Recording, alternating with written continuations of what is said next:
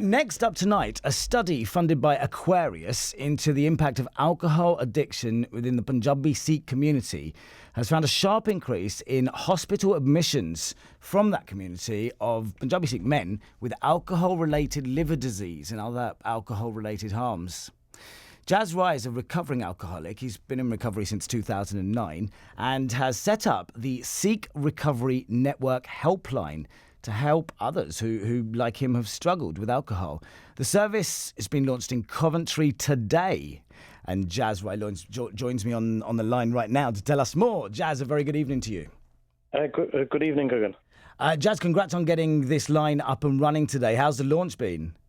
It's been great. It was in Coventry earlier today, but a great response from the community and the congregation that was there at the Gurdwara.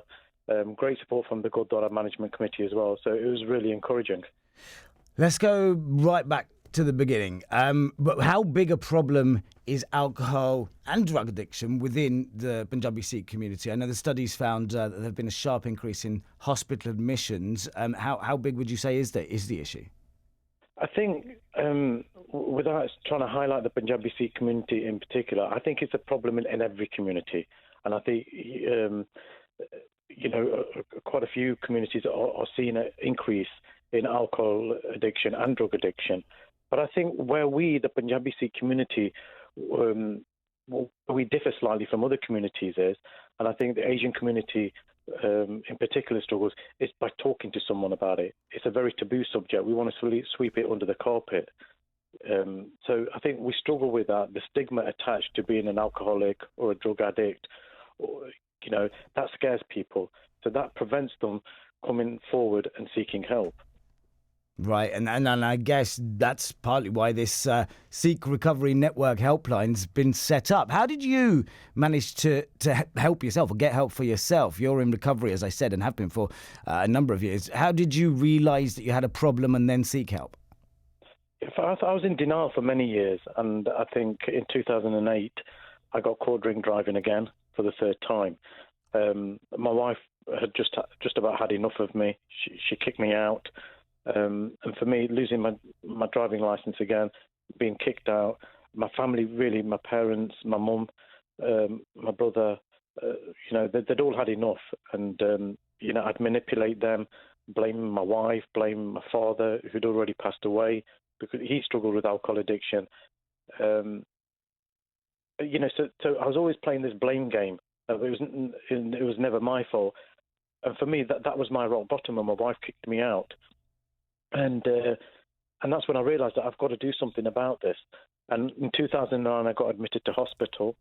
And because previously in that year, in 2008, I'd been in hospital in and out, I'd get detoxed, and it'd be the same pattern again.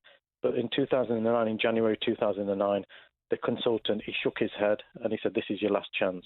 Wow. And I think that really scared me. Yeah. And I thought, my family's turned their back on me. And not turn their back, it was just practicing tough love. And when the doctor said, "This is your last chance," kind of that really scared me. And I thought, you know what, it won't be long before I die. And the doctor did say that if you carry on drinking, I was drinking a litre of vodka a day at the time. 70 cl was just the norm, but some days it would be a litre. Wow. And he goes, "You carry on like that, you're not going to last 6 months." So for me, that was my rock bottom when I heard those words. Yeah. I can imagine. So just tell me, okay. So you got help. You're in recovery, and basically you've sorted yourself out. So good for you, which is fantastic. And now you've set up the Sikh Recovery Network Helpline. Tell us how the helpline's going to work. Tell us all about the helpline itself. Well, the helpline, the Sikh Recovery Network, is something we started in 2016. It was just a voluntary group. Last year, we got charity status for that. We applied for a charity and we got the charity status. But we was still getting a lot of phone calls, and it was getting difficult to manage by me just on my own. Right. So there's other volunteers who've been through the process through addiction and come out the other end and are doing really well. They've got good sobriety behind them or good clean time. And so there's going to be more than just me that answering the helpline. Other addicts on the other end, recovering addicts, will be answering the phone and providing support. And sometimes some of these people, they just need someone to talk to. They just need advice, who they can turn to. Some of them don't know how to access or go to an AA meeting, an NA meeting, a Narcotics Anonymous meeting. And sometimes family members want to ring and just need to speak to someone. And the family members need support as well. Some of them have never heard of Al-Anon, which is for affected others who have loved ones who are alcoholics. Right. So, sometimes it's just to get that knowledge of who they can turn to for help. I never knew that existed either, actually. So there you go. To someone listening now, Jazz, to someone that heard your story, to someone that's hearing about the Sikh Recovery Network Helpline and worried about addiction, what would you say to them? What's the best bit of advice you can give them? Is pick up the phone and ask for it. Don't be fearful. That's one of the biggest things that prevents you from getting help is the fear. Sometimes we're scared of the physical effects of withdrawing, but I think the mental effects. If I speak to someone, will they speak to someone else? People might know me through relatives or just through friendships, and are fearful. Oh, will Jazz go and mention it to my family? Everything is strictly private and confidential. We won't share your details with anyone, and we know it's a very sensitive issue anyway. So, my advice to anyone who's listening and is struggling with alcohol addiction or drug addiction, just please pick up the phone. You don't have to mention your name, and we can just signpost you to people like Aquarius, CGL, Turning Point, Rise.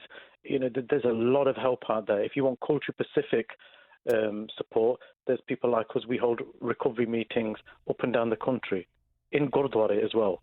So if you don't want to go to the Gurdwara, there is meetings outside the Gurdwara as well. So there is a lot of help there, but people just need to be brave enough to pick up that phone and say, I have got a problem, I need help. Great advice. How can people contact your helpline? They can phone us. They can get the number off the website. They can Google the Sikh Recovery Helpline. Great stuff. Okay. Yeah, they Google the number, and and there'll always be someone there. If we do happen to miss your call, then someone will get back to you. Jazz, thank you very much indeed for telling us your story, but most importantly, of course, about the Sikh Recovery Network Helpline, and all the best with it. Keep up the good work. Okay, thanks a lot, Gagan. Thank you. Jazz, thank you very much indeed. I'll look up the number in just a bit. If you need to look it up, do get onto a search engine. Just type in their Sikh Recovery Network Helpline, but I'll find it. Jazz Rai there. He's set up the Sikh Recovery Network Helpline. The service has been launched today. It all happened in a Gurdwara in Coventry, as you heard, and that helpline's up and running.